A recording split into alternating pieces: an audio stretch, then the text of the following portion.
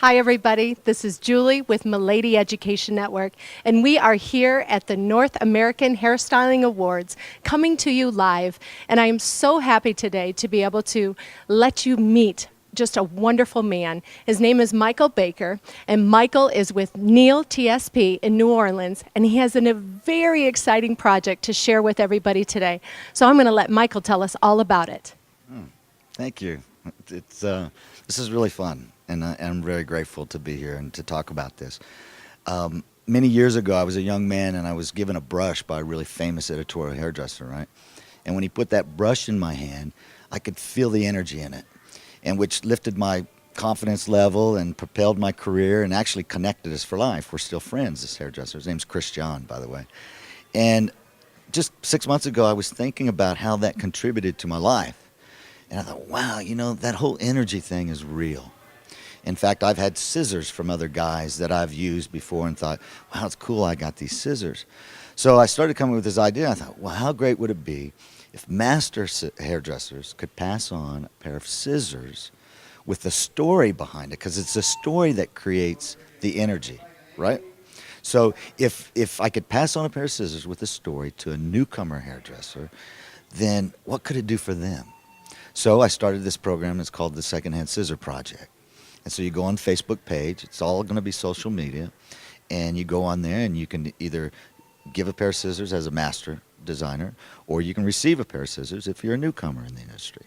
And tonight we're going to launch it at the ceremony at NAHA, where the 5 master nominees are going to pass on 5 scissors to 5 Beacon students, because we did this essay for the Beacon students where they had to actually do an essay on the history and legacy of a hairdresser, past or present, that's really contributed to the industry.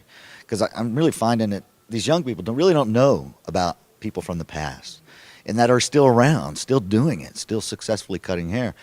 And so tonight, the top 5 essay winners are going to be on stage, and they're going to actually get handed a pair of scissors from these masters.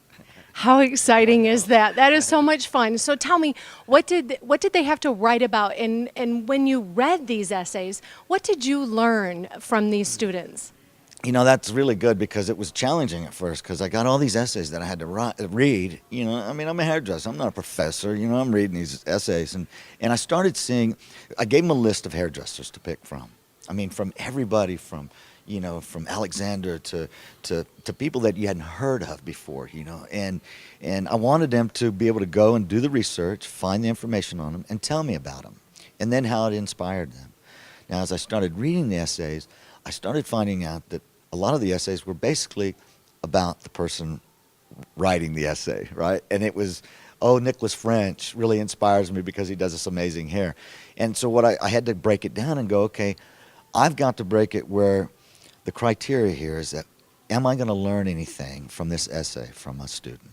So I started looking closer to tell me, you know, when did Trevor Sorbie start doing hair? When did he go from a barbershop to this? You know, when did Vidal Sassoon actually do that haircut, right? And so the top 5 that I picked were basically in those guidelines. Is that, did I learn something? Like Ari Gallant was the first famous rock star editorial hairdresser in the mid-'60s. Nobody knows who he is, but this guy's the one that started it all in the editorial world. And some essays that wrote about that, I chose.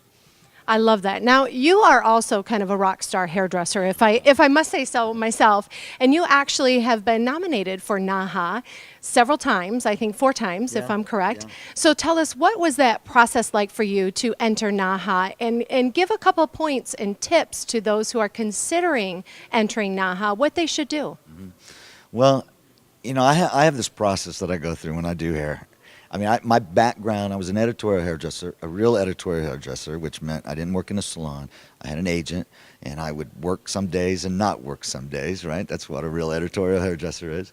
And when I say that. And so there's many times I had time off to practice. I wasn't working, so I would practice like crazy. I mean, if I wasn't doing a person's hair, I would figure out what material I could play with in my hands to actually respond like hair or look like hair.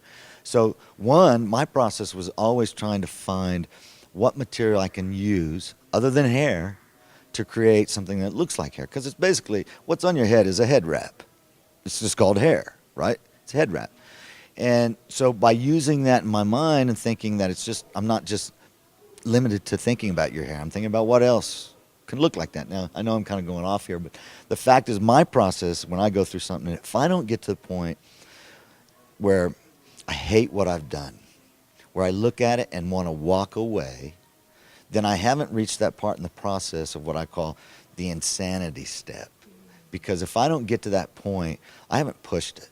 I haven't pushed myself. Because I got to get to that point where I go, ugh, that's horrible. And then I step away and look at it again, or something happens. I did this one wig piece, and I worked on it for days, and man, it was just driving me nuts.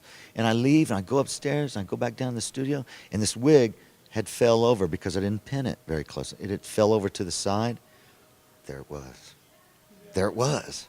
So it's like watching something evolve and happen is part of that process, and also pushing yourself to the point where it does kind of make you crazy for a minute or two. And if you're not doing that, then I think you're underestimating your talent when you don't push it. I love that. So pushing it to the point of, you said insanity, you might be going crazy by that time.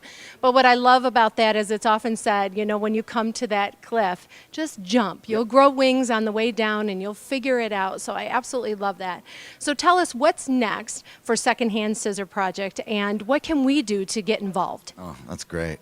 Well, what's next is because tonight's the first night that we're really pushing it out, and with all the viewers of the live stream and then all the viewers that's going to be in the audience, I'm hoping the Facebook page blows up tonight.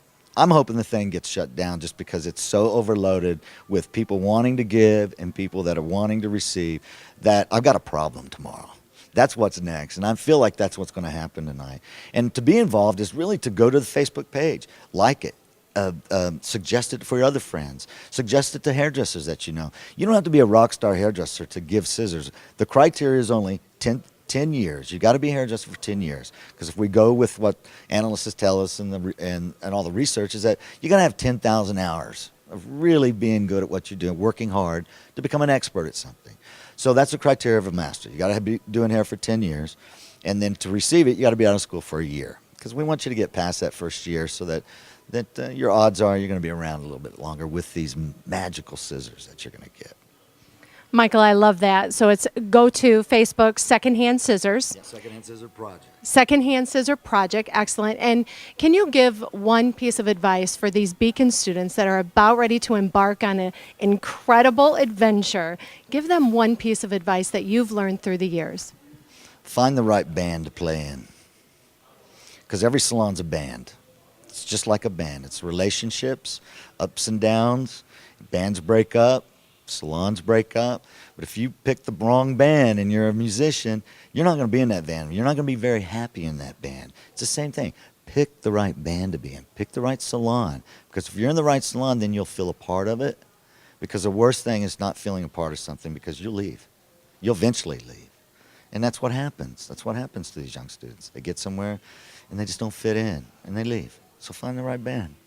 I love it. So this is Julie from Milady Education Network, and I don't know about you guys, but I want to play in his band. Thank you.